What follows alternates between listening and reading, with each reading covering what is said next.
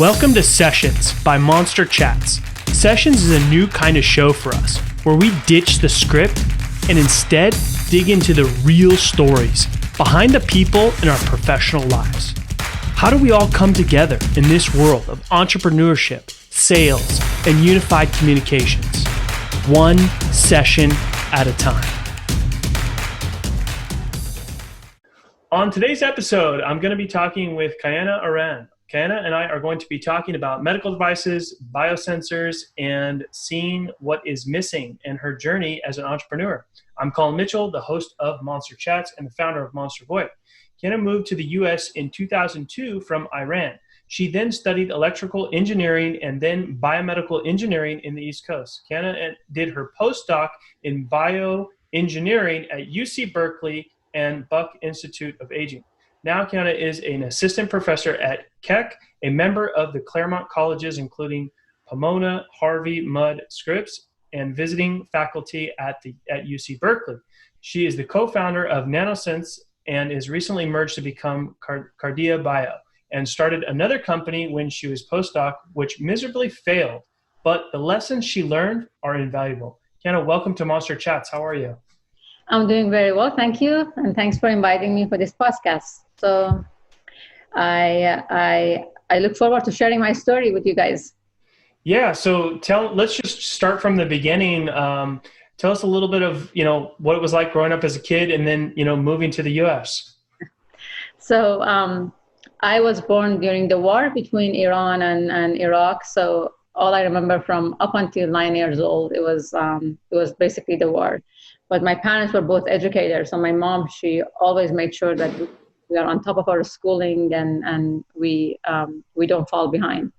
I was really good in math and science. And as a woman growing up in Iran, we had nothing basically to do but to study and go to school.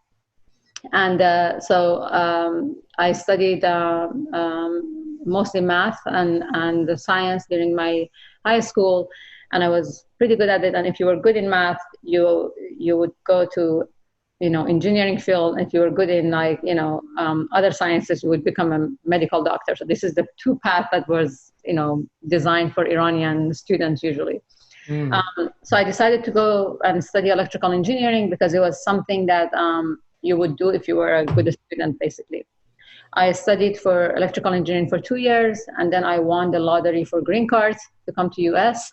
And I migrated to US. At the time, I was 20 years old, and I moved to the East Coast, where I continued my education in electrical engineering, and I hated it. I hated making transistor. I hated making diodes, but I didn't also know that in the US, you can easily change major, and you can easily jump from one major to another major. I was trained to be very focused on what I was doing. But during the last year of my undergrad, I got myself exposed to a lot of training. I was working for NASA and NOAA, writing algorithms and programs for satellites. I was going to the Chesapeake Bay, collecting ocean water and monitoring the quality of water and chlorophyll A concentration in the water. I was working in a biology lab, growing cells, not growing cells, mostly basically infecting cells. I was famous for, Kiana is coming, she's going to infect all the cells, make sure to remove your reagent. And these are the things I remember from the biology lab. But I was always fascinated with biology. I was always fascinated with human body. And this was something that was my passion, but was never aligned with what I was studying in school. So for my graduate work, I decided to go to biomedical engineering, which I could utilize some of my engineering expertise and then, combine it with some biology and use it for clinical diagnostics. So I studied biomedical engineering. I was accepted to PhD at Rutgers University, where I studied biomedical engineering, and I designed devices to monitor patient immune response during open heart surgery. Because patients, when they undergo open heart surgery, they are usually connected to a machine called heart-lung machine, which basically provide the surgeon with a motionless heart while your blood gets oxygenated through this extracellular, this cardiopulmonary bypass system, which was basically oxygenating your blood. Okay. But then Can we go back for 1 second before we get too deep here? So tell me about winning the lottery and moving here. What were the feelings around that and the challenges that you experienced? So when I realized that I have won the lottery, I didn't even know what lottery was, because my dad was applying for us every year. And when I heard about it, I was the only family member who won the lottery. So basically, lottery was given to people. I think 50,000 people from around the world, and you basically go for an interview. And if you have a good background, they usually make sure that you have good educational background and you're financially supported to get to the U.S. And you get your green card basically when you arrive to the U.S. It was a sort of the best lottery one can win. However, my lottery fall into around 2001 when the attack happened in New York. And I remember it was 5 days or 6 days before 9/11, was basically 5 or 6 days before my interview date. And Iran was listed among the 5 first countries that was, listed as potential terrorists. So I was freaking out. I will not get my visa. And I remember going to the embassy, very nervous, but I got approval in 3-4 minutes. So my whole interview took only 4 minutes. I think it was because of my educational background that they really wanted people with that educational background to come to US. And that changed my whole life. A few years later, I brought my whole family here. And I remember when I arrived to US, I received my green card in a mail after 2 weeks. So this is how I got here. Wow. So was there some mixed feelings there of like excitement of opportunity, but then also, leaving your family? Well, I was very goal-oriented and determined. Even before I won the lottery, I was trying to leave Iran to Europe, and it was very difficult as a single woman to leave Iran. So I was struggling to find a way to leave Iran, and then I think I was hurt by a bigger power, and I won the lottery to come to US. And I think that was the best thing that happened to me. Wow. Okay. And your family is all here now? Yes. After 5-6 years, I brought my whole family here, and they all here in the US now. Okay. Great. Now, all right. So let's fast forward a little bit, and then so you're at school and not really loving what you're doing, but you kind of just stuck the course.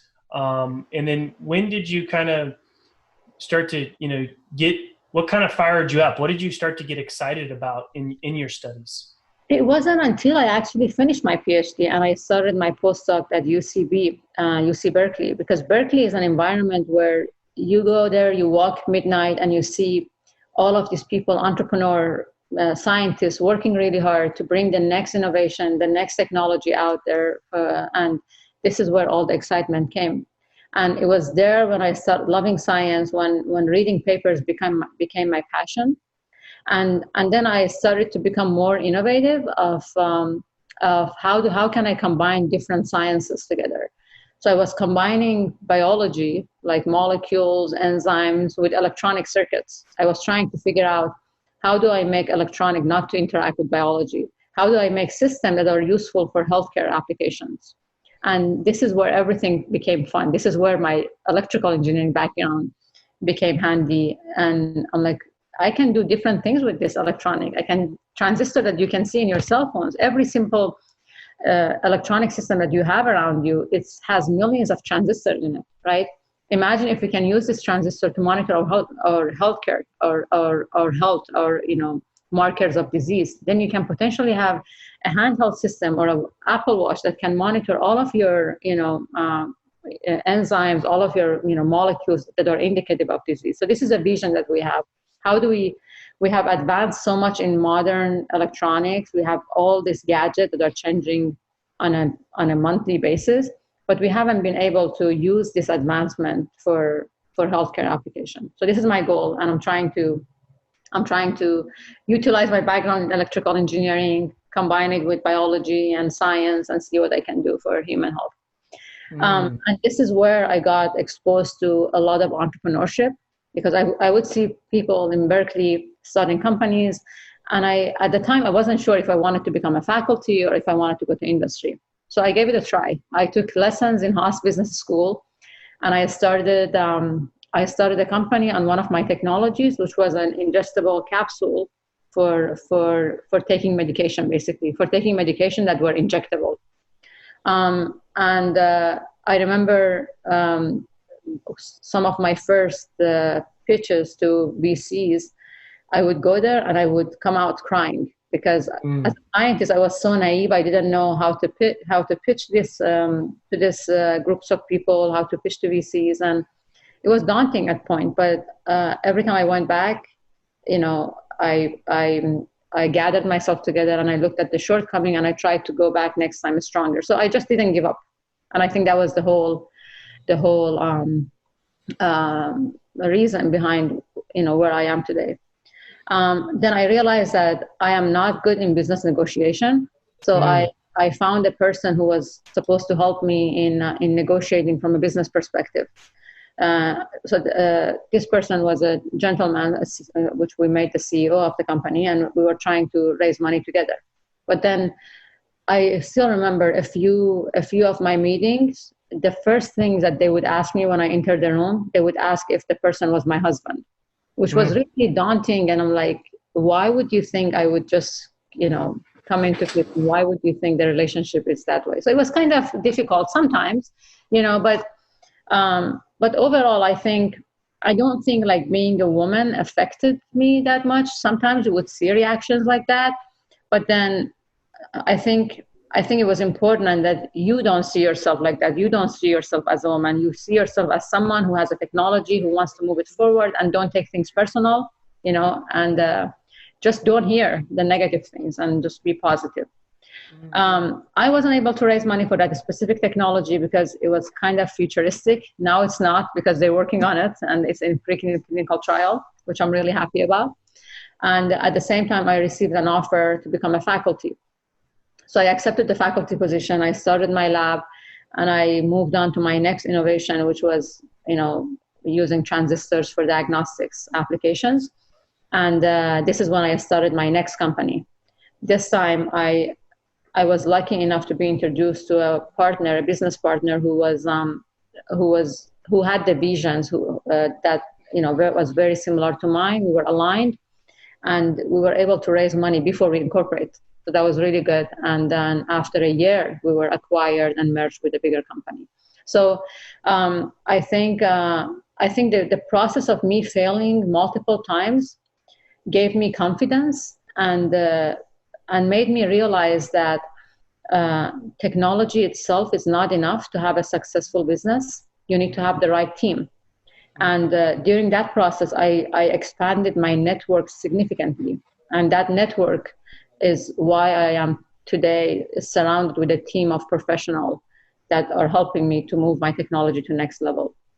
So I think it was super critical. The team that you build, the culture that you bring into your company, and just, don't see yourself as a woman or as a minority, and see everyone as a human. And sometimes you encounter people that are not treating you the same, but it's okay. You are not treated fairly in many other aspects of life.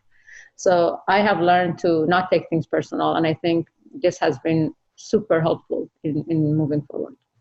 So the thing that has really served you well is not giving up and being resilient, and also not taking the discrimination personal, and just keep moving forward, and then surrounding yourself with a good team to help move your technology forward.